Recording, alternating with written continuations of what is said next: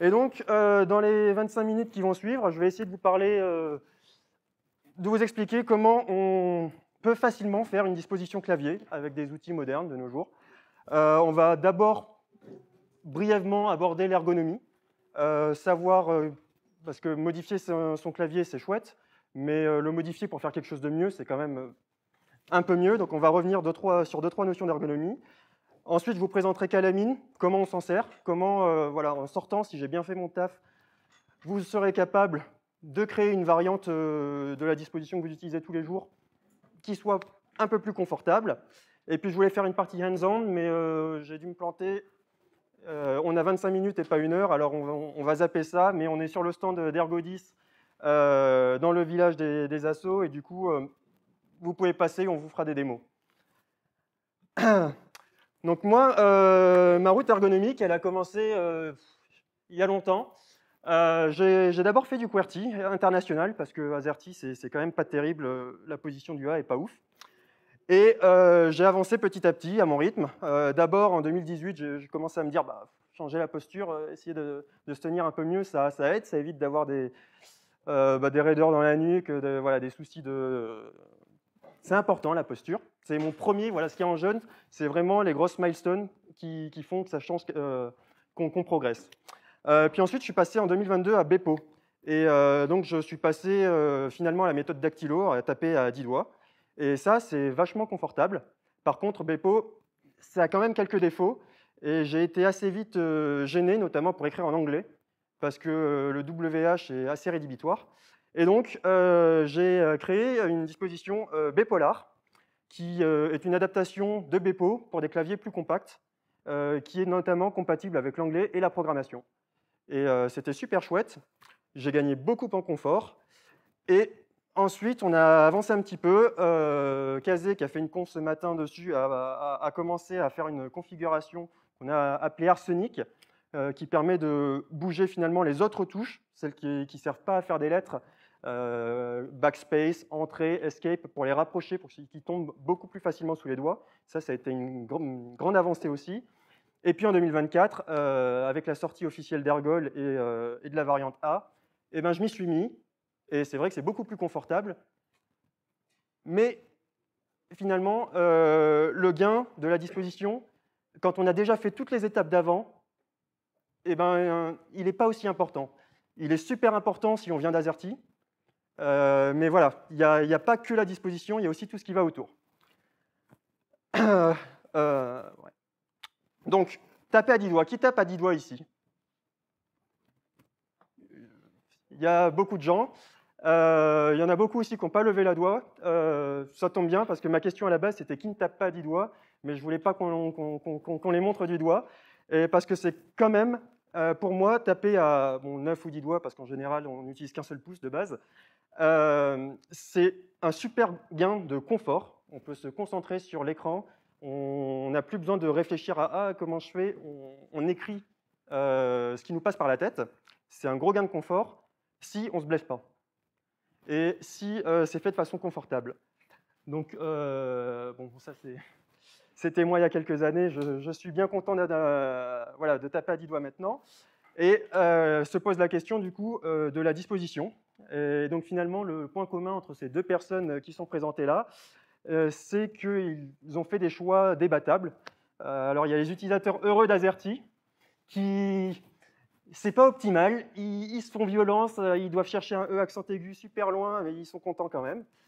Très bien. Il y a les gens comme moi qui ont fait du Bepo et qui se posent des questions, parce que tout n'est pas parfait. Et donc, le point commun, c'est une disposition qui n'est pas ergonomique, au sens où on l'entend chez les ergonautes. Les ergonautes, c'est ceux qui ont participé à la création d'Ergol et de ses cousins, voilà, comme Bepolar et d'autres. Et donc, nous, on considère plutôt que l'ergonomie, finalement, c'est du confort, sans blessure. Alors, comme je l'ai dit, il y a la posture, il y a le clavier, la géométrie, déjà. On peut avoir des claviers plus ou moins compacts. Voilà, la science, il y a un petit lien qui dit que les claviers speed compacts, c'est globalement mieux. La capacité à amener les touches sous les doigts, Arsenic, et puis la disposition. Comme vous voyez, c'est numéroté encore une fois, la disposition, c'est ce qui arrive en dernier. Et forcément, parce que quand on utilise Ergol, si on se tient comme ça, le gain en ergonomie, il n'est pas terrible. Donc c'est pour ça qu'on a créé Calamine, pour pouvoir finalement améliorer, faire des tests rapidement, être capable. Donc Calamine, c'est quoi? Ça veut dire Keyboard Layout Maker. C'est un générateur de pilotes en 3 couches. Je reviendrai un peu plus tard sur ce que ça veut dire. Et qui permet de supprimer beaucoup de frictions. La plus grosse, c'est de créer des pilotes pour tous les OS. Parce qu'en général, quelqu'un il utilise, qui a envie d'améliorer sa disposition, il va le faire pour son OS. Et puis finalement, faire du travail pour les autres, tout le monde n'a pas la motivation de le faire. Donc ça limite le partage.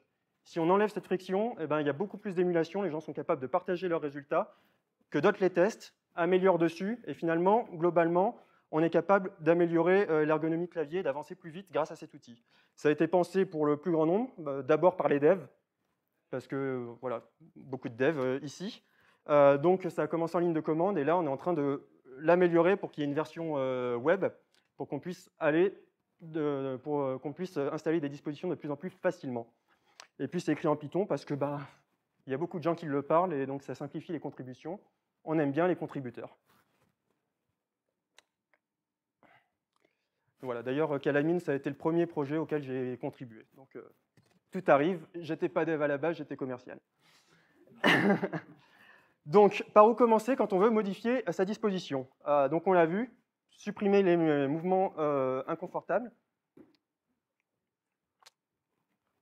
Supprimer les mouvements inconfortables. Donc, Kazé, il a présenté ça en long, en large et en détail ce matin. Je ne vais pas revenir dessus. Globalement, voilà, les déviations linéaires qui peuvent causer des TMS, les extensions latérales d'auriculaires qui peuvent créer des tendinites. Voilà, on essaie d'éliminer tout ça, réduire le travail des doigts. Et puis, quand c'est possible, faciliter la productivité. On a tous l'habitude sur un QWERTY, un AZERTY, de faire des contrôles X, V, C, etc. Et donc, essayer de garder ça quand c'est possible, parce que ça fait aussi partie de l'ergonomie. Donc, devenir ergonaute, il y a 2 façons de faire. Prendre la pilule bleue, passer à Ergol. Allez demain, il va vous convaincre, c'est super. Et puis, il y a aussi la pilule rouge. Faire une disposition, ça, from scratch, ça, je ne vous le conseille pas du tout. C'est très compliqué. Et il y a la solution pas si mal. Qu'est-ce que j'ai fait avec Bepolar? C'est finalement adapter la disposition qu'on utilise tous les jours pour en faire quelque chose de plus confortable, de plus pratique à utiliser, et puis d'avoir des modifications mineures finalement qui vont nous aider dans notre vie quotidienne. Donc, par où commencer? Moi, je suis parti de Bepo, et je me suis dit, voilà, je vais reprendre un peu les conseils, ce qu'on a vu en ergonomie, supprimer les mouvements inconfortables, supprimer le travail des doigts, faciliter la productivité. Bon, ça, c'est pas possible, sinon il faut changer toutes les touches. On met ça de côté pour l'instant. Et donc, ça veut dire supprimer toute la ligne en rouge et limiter la partie en bleu.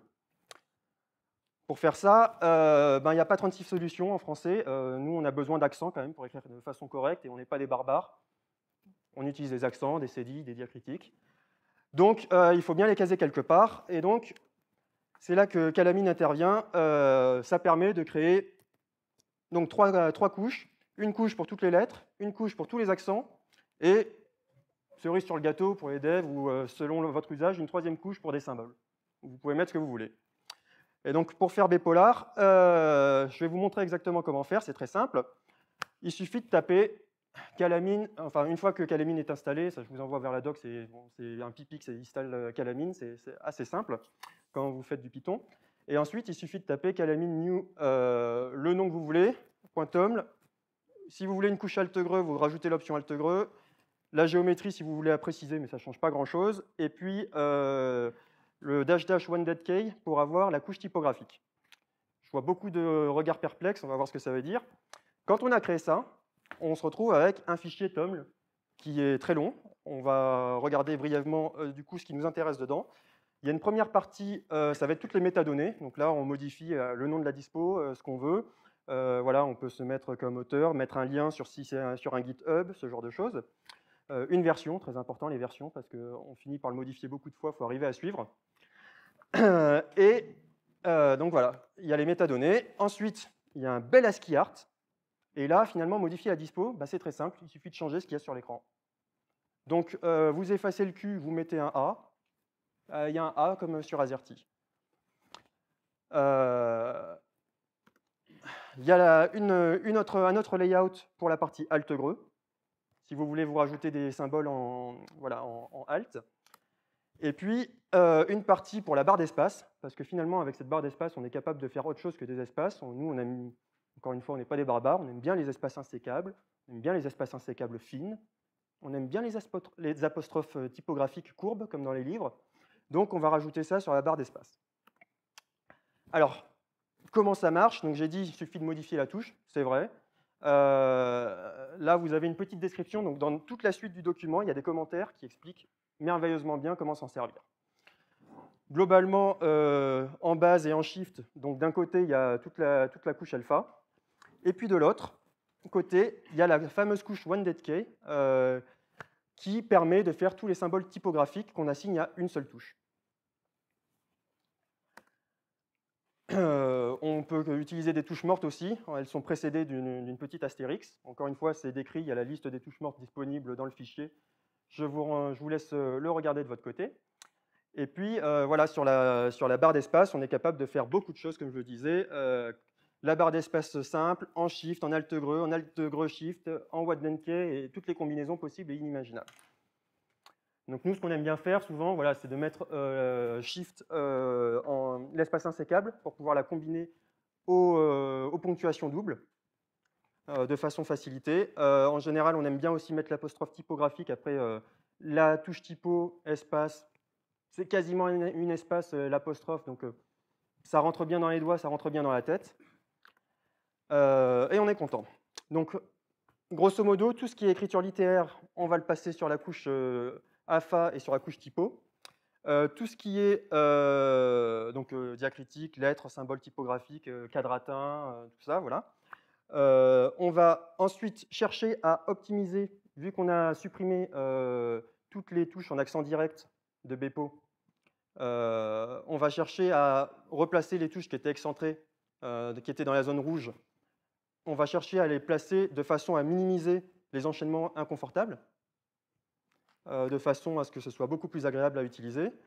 Et puis, donc les ponctuations doubles en shift, je l'ai déjà dit. Et idéalement, on mettrait la touche typographique sur l'annulaire, parce qu'avec tous les travaux qu'on a menés sur Ergol, on en a déduit que c'était la meilleure place.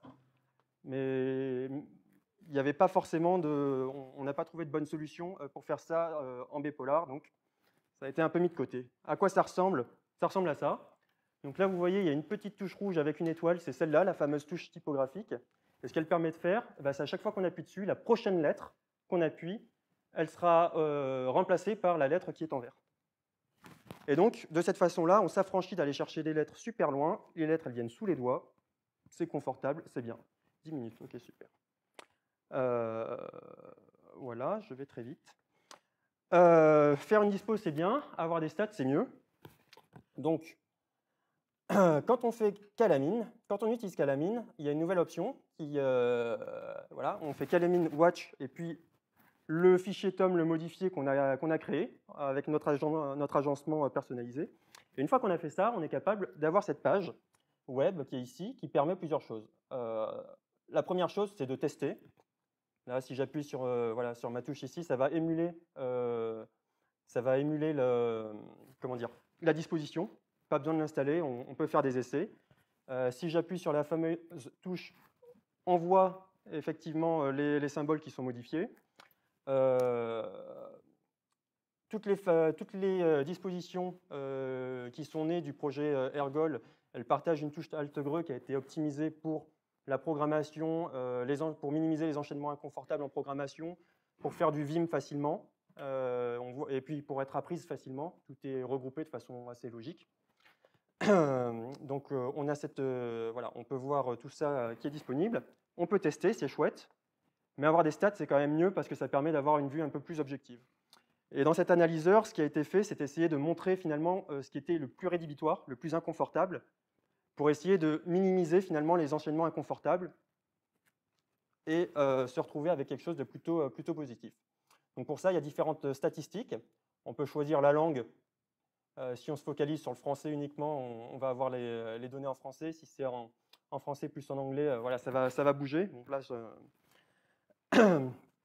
ça va se mettre à jour en fonction du corpus qui va être choisi. Et on va voir différentes métriques. Donc la première métrique, c'est la charge des doigts. On essaye de regarder si finalement les deux mains sont assez équilibrées. Si les doigts sont assez équilibrés, donc en Bepo, ce n'est pas du tout le cas. L'index, il travaille beaucoup. En Bepolar, on ne peut pas trop le corriger. On n'a modifié que 4 lettres. L'index, il travaille toujours beaucoup. Par contre, l'auriculaire droit, il passe de 13% à 8%. Et ça devient beaucoup plus acceptable parce que l'auriculaire, c'est quand même un doigt qui est un peu faible. On n'aime pas le faire beaucoup travailler. Donc, on regarde la charge des doigts, on regarde les digrammes de même doigt, de même touche. Alors, je ne vais pas expliquer toutes les stats parce que on a un glossaire qui permet de mieux comprendre, de mieux s'approprier toutes ces notions-là. Globalement, les bigrammes de même doigt, c'est quelque chose qui est connu depuis très longtemps, qui est très inconfortable. C'est utiliser le même doigt 2 fois pour 2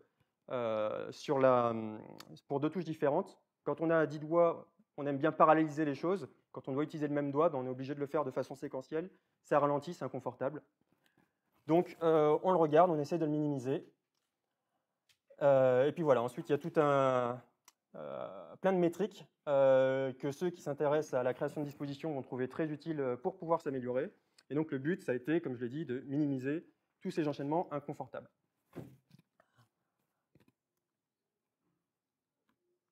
Hop. Une fois que c'est fait, qu'on est content avec ce qu'on a, on se dit ça me plaît, je me vois bien l'utiliser tous les jours.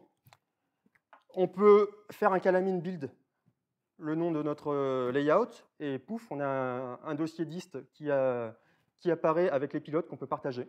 Donc on peut se faire un site web, partager les pilotes, proposer ça aux autres pour qu'ils puissent s'en servir, avoir des retours. C'est plutôt bien. Si on est sous Linux, on peut faire un xcalamine install. Rien à faire, de plus, ça installe la disposition, il n'y a plus qu'à la choisir comme on choisirait un AZERTY, un QWERTY, ça l'installe au même endroit que les autres dispositions.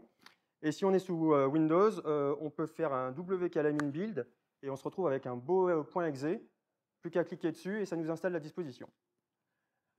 Je n'ai pas parlé de Mac, parce qu'en Mac c'est super simple, en fait, on prend le fichier klayout qui est là, on le met dans le bon dossier et c'est bon. On peut accéder à la disposition comme n'importe quel autre.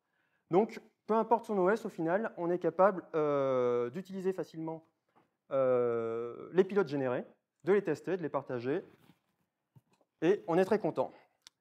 Et là, souvent, les gens qui sont dans l'univers du clavier, ils adorent avoir des claviers intelligents, qui sont capables de faire plein de choses, et ils disent « Ouais, mais pourquoi faire des pilotes alors qu'on peut tout faire avec QMK, par exemple ?» Comme ça, moi, j'ai plus qu'à prendre mon clavier, je peux me connecter à n'importe quelle machine, et j'aurai ma disposition, je n'aurai pas besoin de changer la langue dans le système. C'est vrai, c'est super pratique, par contre, ça a beaucoup de limites.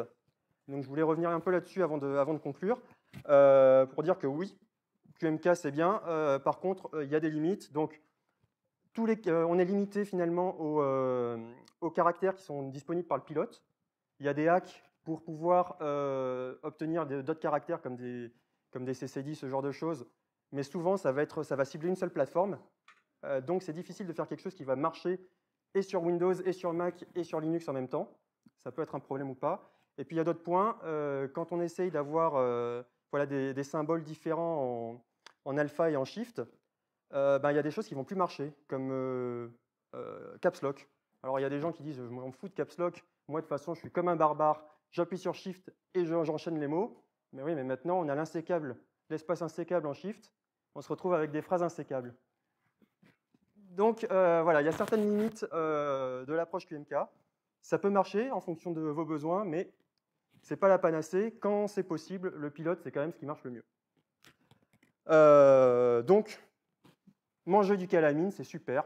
Vous voyez, une fois qu'on essaye, on ne s'arrête plus. Moi, j'ai commencé il y a plus d'1 an et je suis encore là et j'en parle. Et il y a même des gens pour m'écouter.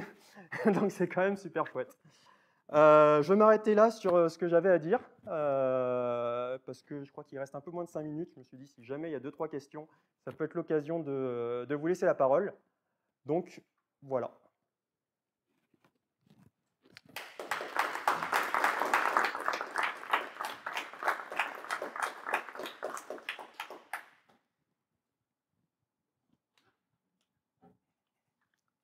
Pas de questions, apéro? Une fois qu'on a configuré le clavier, il peut y avoir le problème d'écrire sur les touches la configuration qu'on a mis, si ce n'est pas un truc habituel.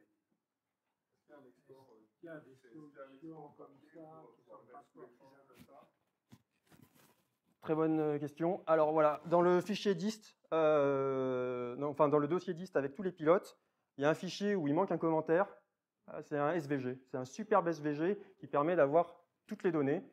Et ce qui est super chouette avec ce SVG, c'est qu'il est conçu comme une page web. Vous pouvez l'afficher dans votre navigateur. Vous pouvez changer une classe et ça va changer la couche qui est affichée. Ça peut changer la géométrie, passer d'un ISO à un type matrix. Ça doit pouvoir se montrer là si le serveur tourne toujours derrière. Voilà, là je suis en ergo. Si je passe en ISO, boum, voilà, en changeant une classe, j'affiche plutôt un clavier ISO ou même un 40%. Voilà, donc ce SVG, il peut être utilisé pour se faire un cavalier. Moi, ce que j'aime bien faire au début quand j'apprends une dispo, c'est que je me la mets en fond d'écran. Comme ça, quand on a un doute, on peut regarder plutôt l'écran que ses doigts. Ce que je n'ai pas dit non plus, c'est que ça n'existe pas encore dans Calamine. On y viendra sûrement. Il y a une partie voilà, pour apprendre à taper. Sur le site d'Ergol, vous pouvez apprendre à taper Ergol grâce à un logiciel en ligne. Et donc, voilà, il y a tous ces outils qui vont vous permettre d'avancer et d'apprendre à taper sans regarder le clavier.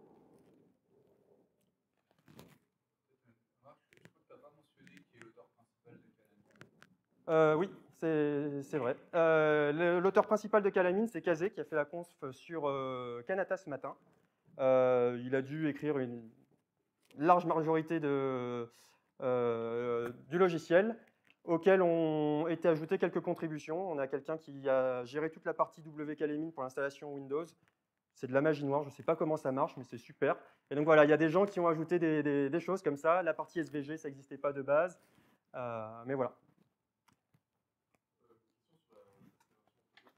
Ouais.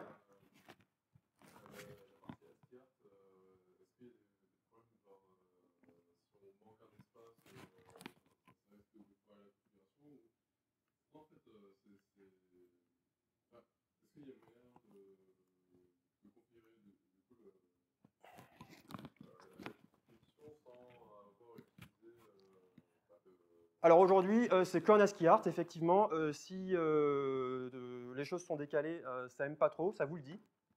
Par contre, oui, c'est un point qu'on peut encore améliorer, notamment peut-être que sur la version web, ce sera quelque chose qu'on pourra faire, pousser de la configuration un petit peu comme Oryx, pour pouvoir voilà, éviter les soucis de parsing. Mais bon. Oui, bien sûr.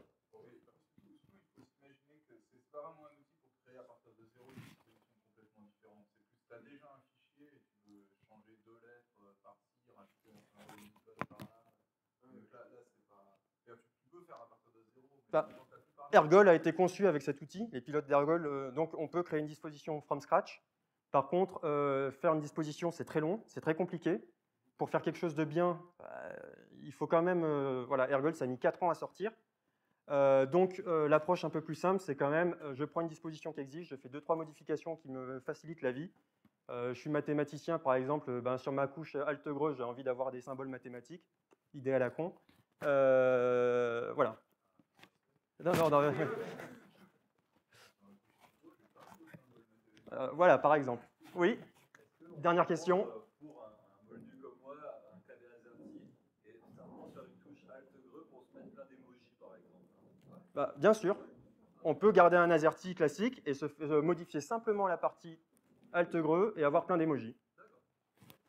Et c'est justement, voilà, on encourage, nous, on a, dans la famille Lafayette, on a fait une couche alt-greu dédiée à la programmation parce qu'il y avait beaucoup de devs. Mais c'est pour ça que je disais, l'outil est fait pour personnaliser finalement à votre usage, pour que votre clavier soit plutôt un compagnon qu'un frein, quoi. Et je crois qu'on m'a dit dernière question, mais je vais quand même écouter parce que c'est intéressant. Macro, pas possible. Aujourd'hui, on est limité à tout ce qui est possible de base dans un pilote clavier, c'est-à-dire Shift, Alpha, couche typo, Alt greu. Les touches sous les pouces, les touches magiques, les fonctionnalités de clavier intelligent, c'est pas possible avec le pilote aujourd'hui. On a d'autres outils pour ça, Arsenic notamment, par exemple, avec, qui est une configuration avec le logiciel Kanata. Il y a une conf dessus ce matin. Vous pouvez venir sur le stand, on vous en parlera en long, en large et en travers. Et voilà, on utilisera plutôt cet outil pour faire ce genre de fonctionnalité.